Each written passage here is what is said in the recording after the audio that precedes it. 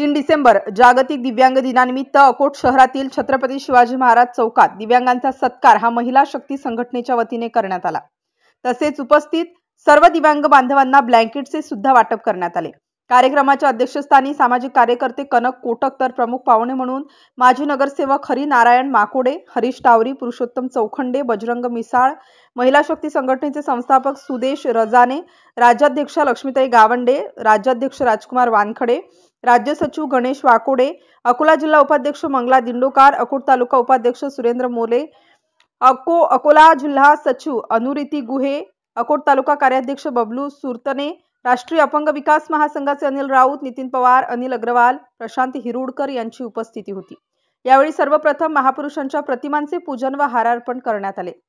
त्यानंतर दिव्यांग महिला शिलाताई समदुरे यांचे पाय धुवून तसेच शाल व श्रीफळ हारार्पण करून सत्कार करण्यात आला। उपस्थित सर्व दिव्यांग बांधवांना मान्यवरांच्या हस्ते ब्लँकेटचे वाटप करण्यात आले।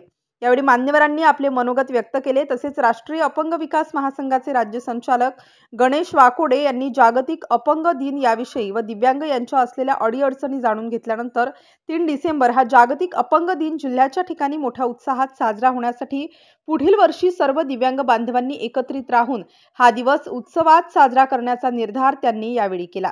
कार्यक्रमाला अकोट तालुक्यातील दिव्यांग बांधव, महिलांसह असंख्य दिव्यांग बांधव मोठ्या संख्येने उपस्थित होते। MCN न्यूज मराठीसाठी देवानंद खिरकड, तालुका प्रतिनिधी, अकोट।